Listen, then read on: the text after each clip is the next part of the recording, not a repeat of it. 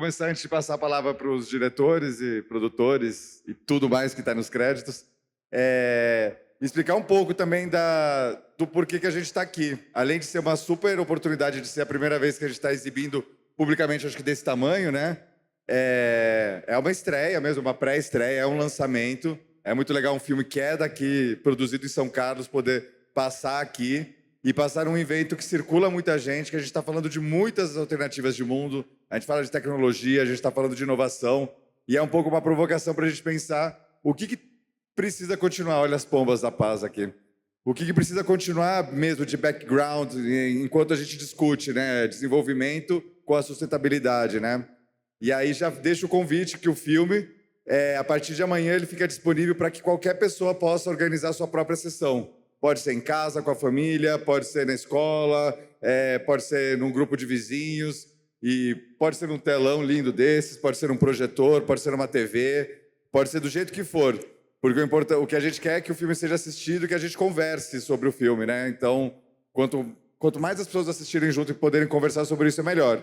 E isso vai ficar disponível através do site da Taturana, que é plataformataturana.org. E aí é só fazer um cadastro bem simples, fazer um agendamento, que você recebe o link e faz a tua sessão. Mas, então esse é um convite também para vocês já assistiram, mas de repente vocês podem mostrar para alguém e conversar. Então eu queria começar aqui falando um pouco com... Vou perguntar, não sei, quem quer responder primeiro, assim, ou um pouco... Não me ofende. Vou começar perguntando um pouco de onde começou essa ideia, Igor. Por que esse tema? De onde veio essa pergunta, né? Por que você quis fazer esse filme, falar desse assunto? A ideia do Eco em Mim, na verdade, ele começou com uma série chamada Ecovida, que o objetivo nosso era visitar dezenas de ecovilas pelo país e tentar entender e aprender um pouquinho com as práticas que existem nas ecovilas, né? Sabendo que existe uma diferença muito grande da vida no meio urbano, mas que, como o próprio Djalma fala, a função que as ecovilas têm como quase um showroom, né, de ideias sustentáveis que a gente pode trazer para dentro do nosso meio urbano também. Então, a Ecovila é um projeto que a gente ainda tem, está em gaveta, esperando a oportunidade para ser desenvolvido, mas a gente quer conhecer a dinâmica de vida mesmo, de organização social, política, econômica, cultural, artística, dentro de diferentes ecovilas.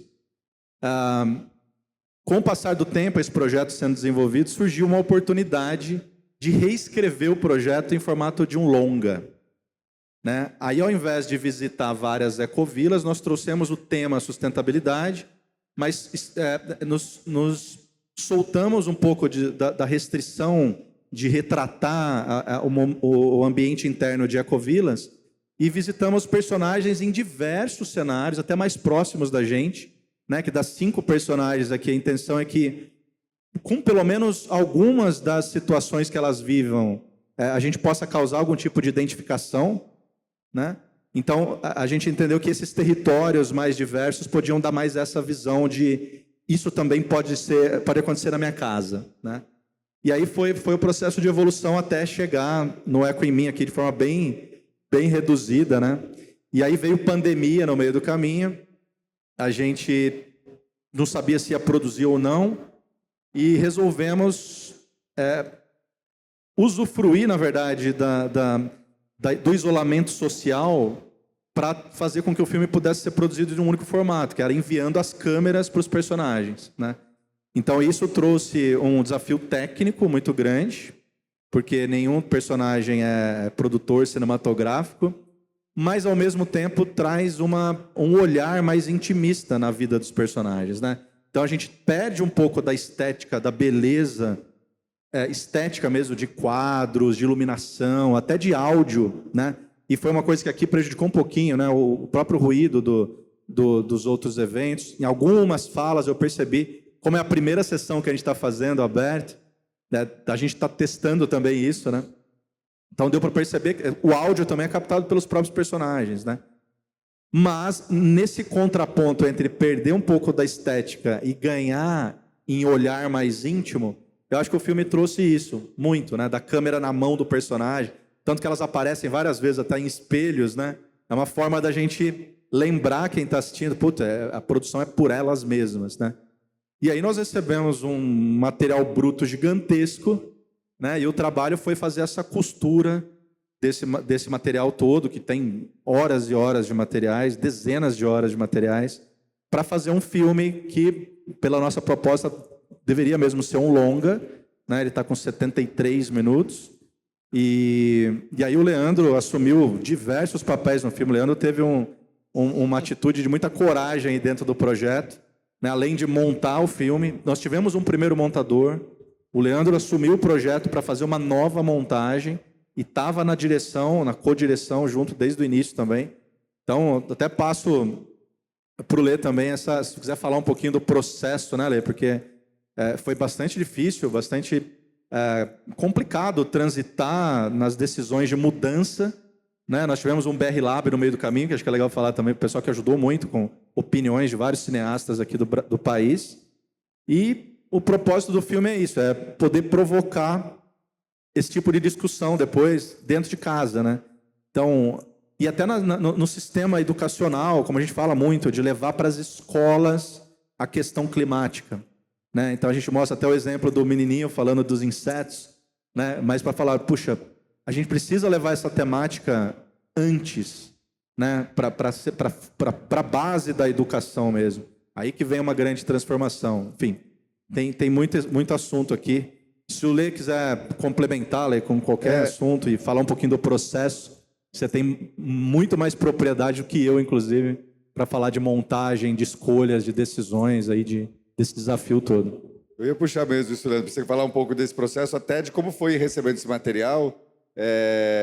Porque eu lembro, eu acompanhei também, eu vi uns cortes anteriores, né? Então a gente já está conversando há bastante tempo vendo o filme. É muito bonito que ainda, quem não conhece um pouco o processo, né? Quando a gente vai fazendo um filme, o filme vai se descobrindo, principalmente os documentários. E aí, eu queria que você contasse um pouco esse processo de receber esses materiais, porque vocês também não conheciam as personagens tão intimamente, né?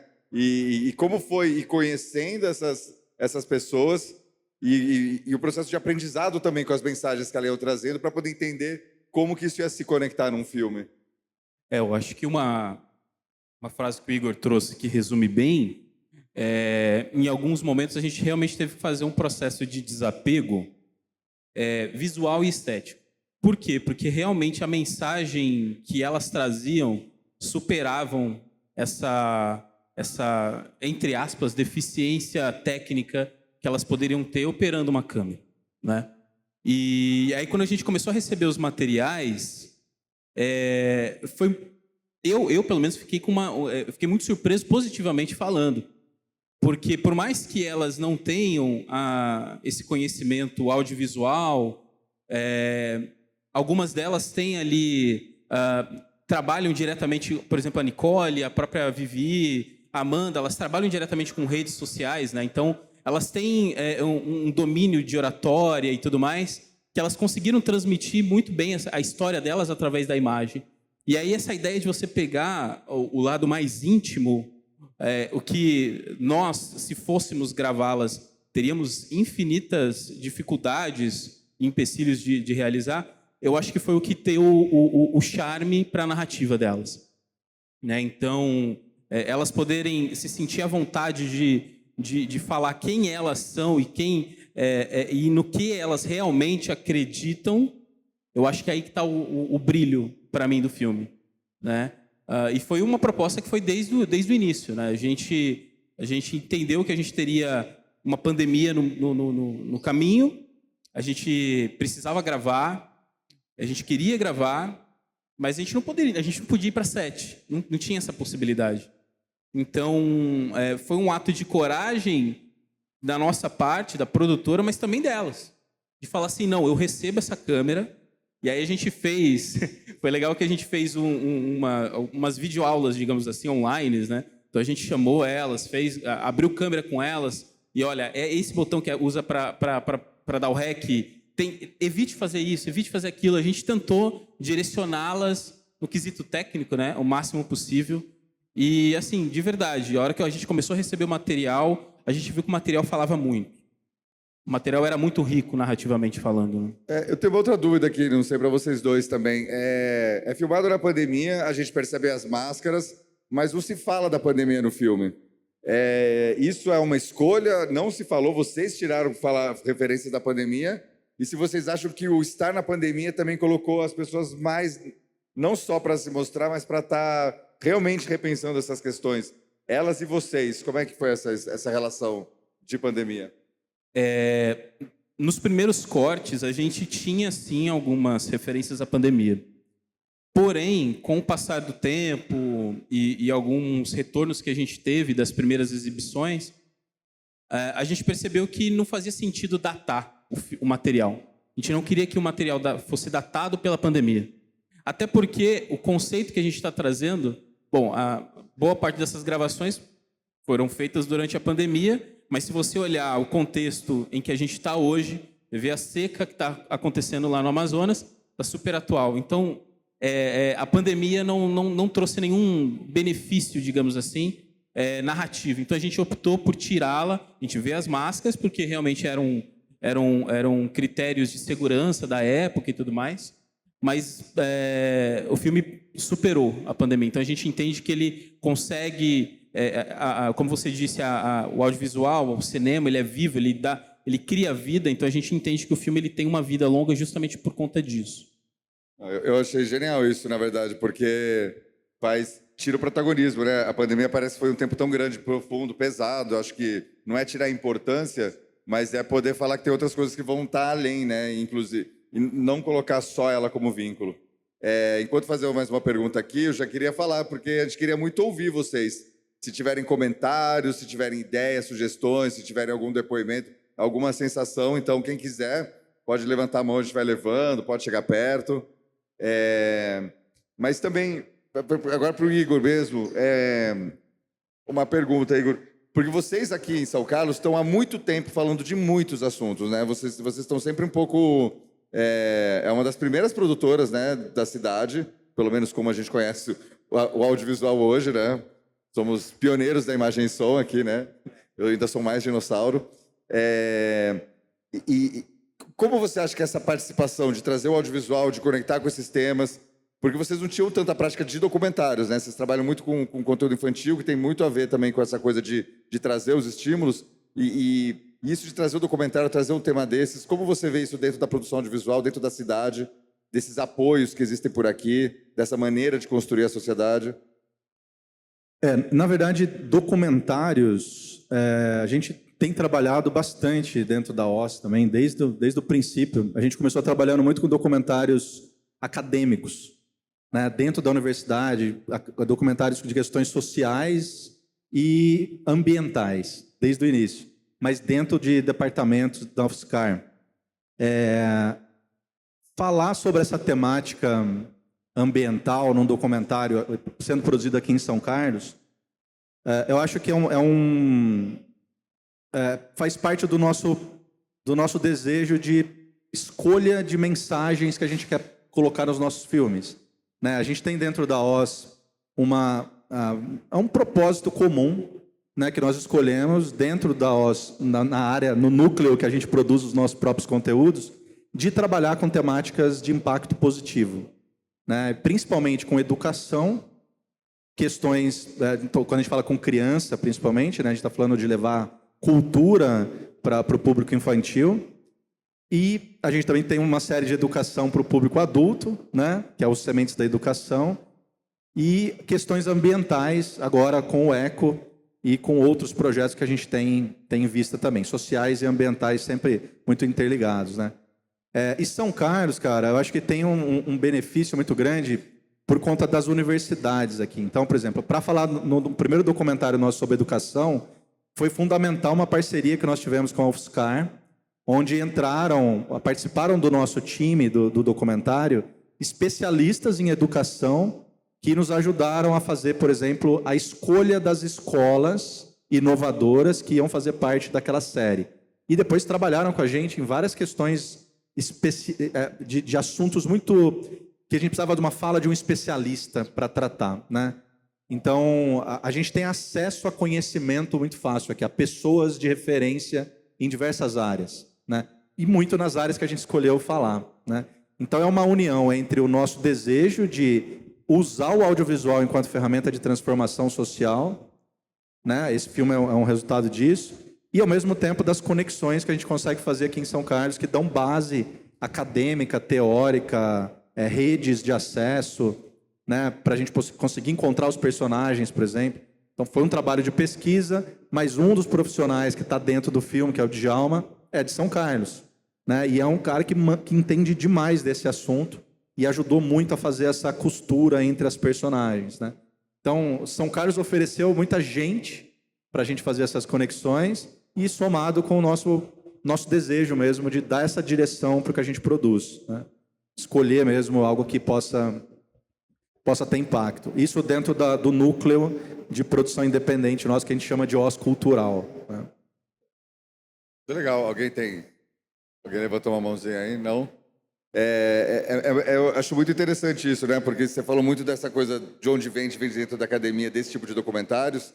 E aqui você tem um documentário que nitidamente dá voz a uma sabedoria popular, né? Ao que é empírico, né? A construção do conhecimento de diversas experiências de mulheres que vêm de diversos contextos, classes sociais, momentos de vida, né? A questão das idades também acho que é diferente. E aí o Djalma entra e ele não entra com o peso de um acadêmico, de um especialista. Ele entra realmente como uma pessoa fascinada que comenta sobre tudo isso, tanto que você não nota, né, a diferença entre o que ele comenta, um saber que é estruturado, com esse saber que está sendo construído por elas. É isso que eu acho muito bonito, que eu sinto o convite também a gente a experimentar essas vivências, né? De como, se eu fizer alguma coisa agora, o que isso vai mudar em mim? Como é que eu vou olhar o mundo a partir dessa nova ótica também, né?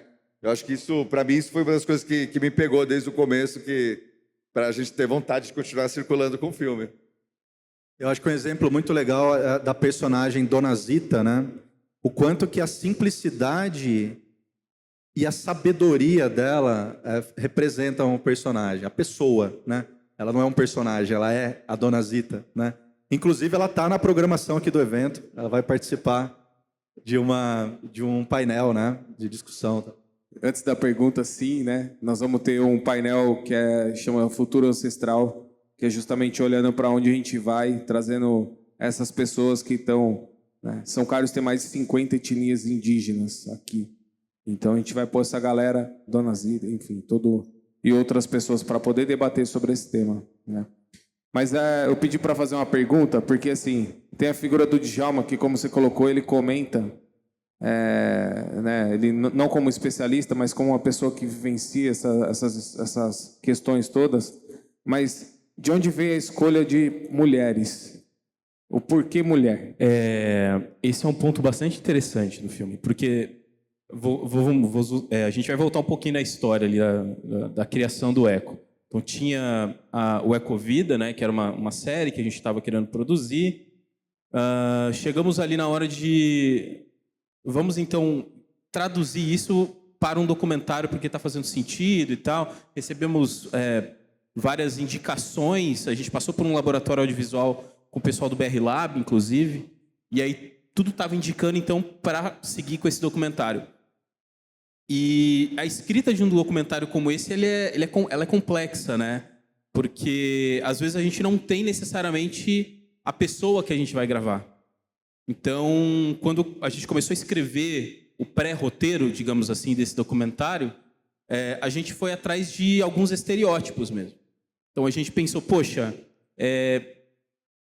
quais pessoas em tela poderiam traduzir essa pluralidade que a gente tem no Brasil, fugindo desse tom acadêmico, trazendo um tom e uma linguagem que seja mais acessível. E aí a gente começou a escrever esses estereótipos.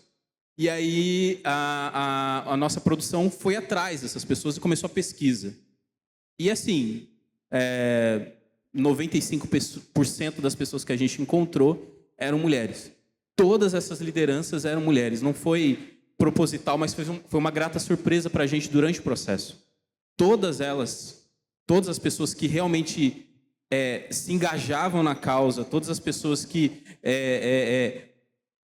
guiavam as suas comunidades eram mulheres. E aí foi natural.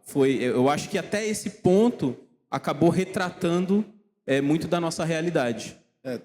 Tem um dado importante também, né? Essa questão, né? Independente da escolha de vocês, é um dado concreto, histórico, realista do papel de mulheres historicamente nesse trabalho, no desenvolvimento da agricultura, né, no cuidado de formas de sustentabilidade em vários sentidos, assim, no cuidado do afeto, na manutenção de comunidades. Isso você pode ver em diversas etnias daqui, da nossa região, em outros continentes também. É uma coisa que tem sido muito falada, inclusive, né? Então, tem a história do futuro ancestral e esse lado do poder feminino, talvez, não sei se é bem essa palavra, mas como realmente as mulheres estão sempre atreladas um pouco nessa liderança.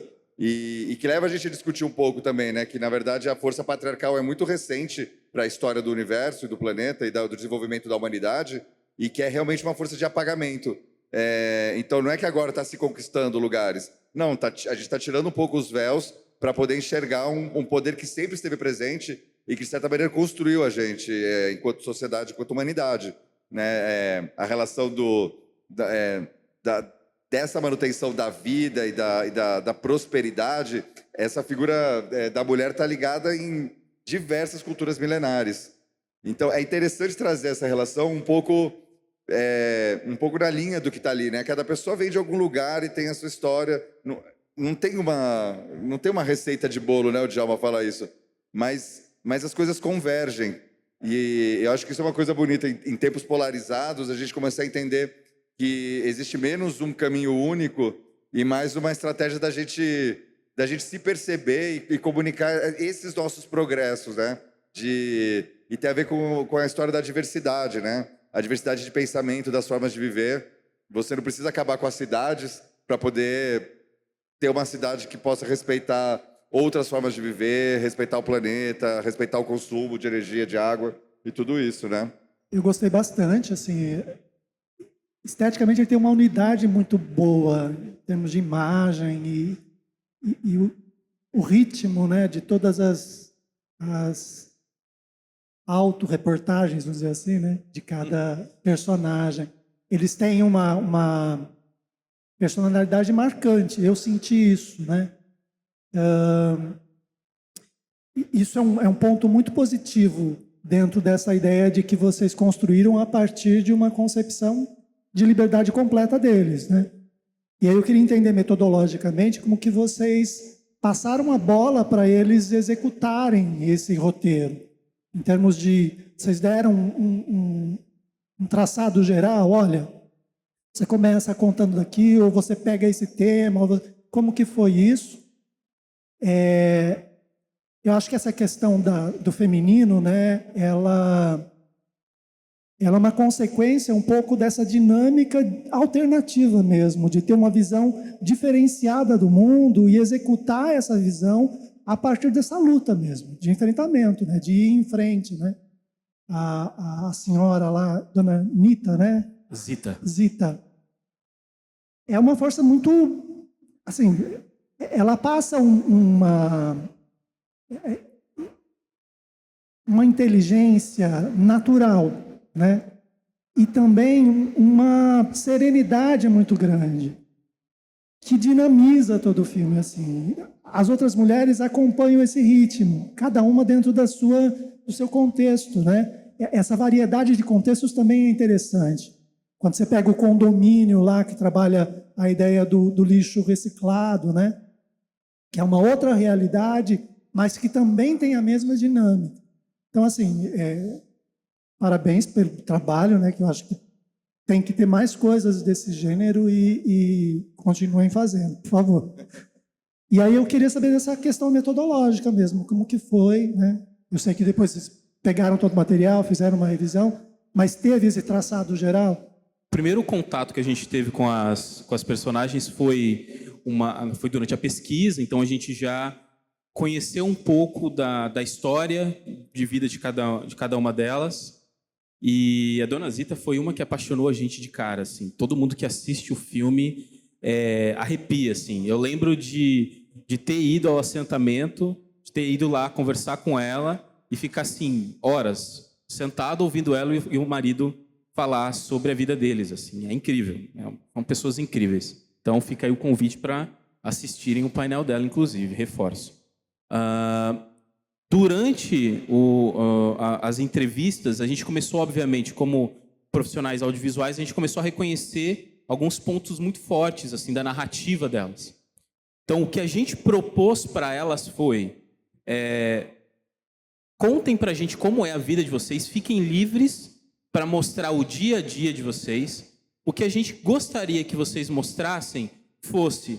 Aí a gente pegou baseado nos pontos fortes que a gente conversou durante a entrevista e durante a pesquisa. A gente sabe que a Dona Zita ela é muito forte como líder do assentamento onde ela está. Então, Dona Zita, a gente gostaria de ter cenas que mostrasse essa sua relação com a comunidade que você está inserido.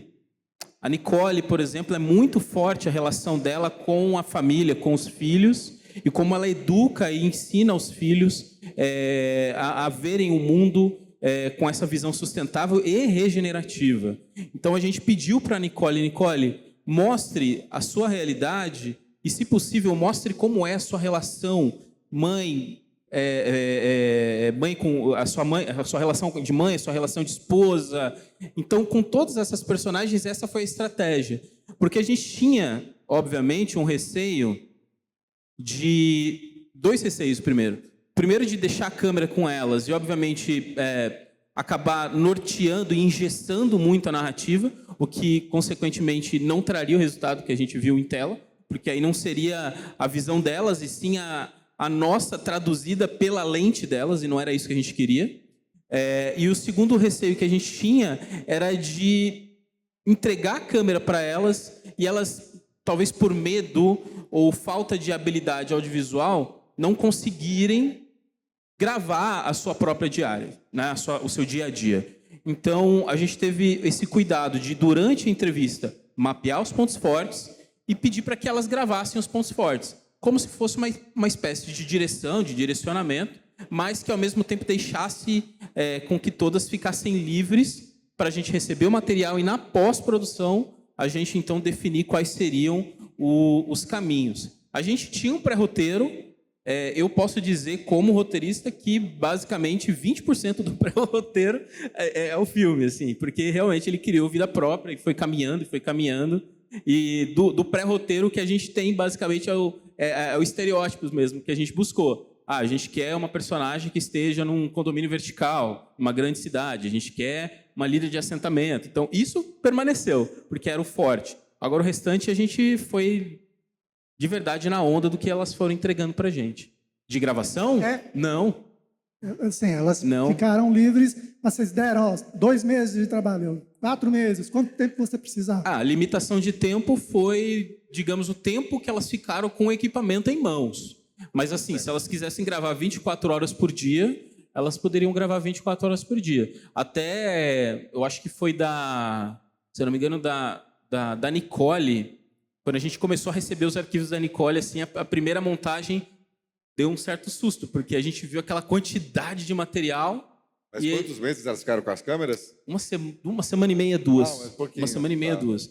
E é legal que em uma semana e meia ou 2, basicamente, a gente conseguiu ter assim, a realidade delas por completo. Claro que elas são muito mais densas do que a gente enxerga, mas já foi possível ter. Legal, gente. Estamos aqui, meio na contagem regressiva também aqui do nosso tempo. Então, acho que palavras finais, alguma coisa de vocês, Igor? Não, eu queria aproveitar só para agradecer a organização aqui do evento, representada aqui pelo Daniel, todo o time da The Trip, que vocês botaram um evento de pé em tempo recorde. Tá maravilhoso isso aqui, cara. Espero que São Carlos continue por muitos anos recebendo vocês, né, nesses espaços todos. E fico muito feliz de estar lançando o filme aqui, fazendo o pré-lançamento do filme aqui. A gente tem uma relação de parceria, de admiração aí mútua há muito tempo. Então, obrigado pela presença de todos que estão aqui também. A gente não está com a sala lotada, a gente sabia que não ia acontecer isso nessa primeira edição aqui ainda, mas está muito legal, muito importante a gente ter essas trocas, ver todas as carinhas aqui. Para a gente valeu demais ter feito o lançamento aqui. Está registrado para sempre aqui. Obrigado, Lê, de novo. O time OSC está presente aqui também. É muito legal a gente estar junto nesses momentos também, né? E obrigado, Dias, também por toda a jornada aí. O Dias assistiu o filme lá no primeiro corte, trouxe uma série de sugestões para a gente, depois entrou na distribuição também, abraçou a causa total. Marco, que está aqui embaixo, também trabalhando na distribuição. Então, a gente espera fazer esse filme ser rodado em mais casas, em mais instituições, empresas, para gerar discussão mesmo, mais senso crítico de comportamento nosso, né? Obrigado de novo. Agradecer o Daniel. Assim, a gente tem conversado muito nas últimas semanas, né? Pela parceria que a gente tem aqui com São Carlos Experience, a gente pôde participar da produção de alguns conteúdos, foi muito legal. Cara super 10, bacana, merece tudo que está acontecendo. Tenho certeza que é o primeiro de muitos e que vai decolar. A gente já vê a galera abraçando, tenho certeza disso. Agradecer também o Dias. A gente trocou muita ideia, em ligação. No DocSP, a gente se encontrou no DocSP lá. Puxei o Dias e falei, Dias, vem cá, vamos conversar rapidinho. Dá 15 minutos, porque esse rapaz aqui é requisitado, gente. Onde ele vai... Não, vem cá, Dias, me dá uma opinião. Fala aqui. Puxei ele rapidinho ali na saída do banheiro, gente. Estratégia. Fiquem na saída do banheiro, você pega a pessoa e conversa com ela ali. E obrigado demais. Obrigado, Marcão, tudo. Galera da OSC que tá aí, minha esposa e minha filha que estão aí também ajudando. E eu acho que é assim, gente. A gente aprendeu demais durante o filme. Vou trazer só rapidamente aqui uma aspas. O primeiro montador do filme, ele teve uma transformação dentro da casa dele. O filho dele, assistindo ele montar o filme, começou a cobrar os pais dentro de casa para que eles mudassem as rotinas do cuidado com o lixo, do descarte do lixo. Então, é isso que a gente quer. São essas pequenas mudanças na vida de cada um. A gente sabe que lá na frente vão surtir um grande efeito. A gente acredita muito nisso. Legal, gente. Muito obrigado. É isso. Não importa a quantidade, importa a qualidade. A gente começa o diálogo com qualquer outra pessoa. Na Taturana, a gente libera os filmes justamente para sessões coletivas. E sessões coletivas são a partir de você com mais quem está perto de você. Só de não estar sozinho já é muito bom, né? Então, a gente aproveita tudo isso. Bom ter tempo de conversa e tudo isso. E eu deixo também aqui o trocadilho infame, mas que o eco em mim ecoe em todos nós. E podem divulgar por aí, a gente sempre precisa do boca a boca, mas mais do que boca a boca, é do coração a coração, para a gente continuar reverberando essas ideias para frente aí mesmo. É isso, obrigado. Obrigado, Daniel. Queremos voltar. Eu quero voltar. Cara, desde a hora que terminou o filme, eu tô arrepiado aqui. Porque eu sei a dificuldade, eu imagino a dificuldade que foi vocês fazerem isso, né? Nesse momento, inclusive, das captações. E mais do que isso, é a primeira vez que está sendo exibido aqui, e como vocês falaram, né? Acho que a gente está falando com pessoas interessadas e interessantes. Quem está aqui está todo mundo atento ao que aconteceu, e isso é o que importa. Vocês deram à luz a um filho, e isso é emocionante, né? Então, eu senti isso, eu sei que vocês sentiram também, e tenho certeza que é o primeiro de muitos. Eu acho que isso vai, ainda ano que vem, a gente já conversou nos bastidores que essa exibição virou uma provocação para que o ano que vem a gente tenha uma mostra de cinema no São Carlos Experience. E estamos aqui, então, fazendo um compromisso de um casamento para que a gente tenha, porque mais conteúdos como esse são necessários e mais espaços como o São Carlos Experience também são necessários para a gente dar voz para esse tipo de coisa. Então,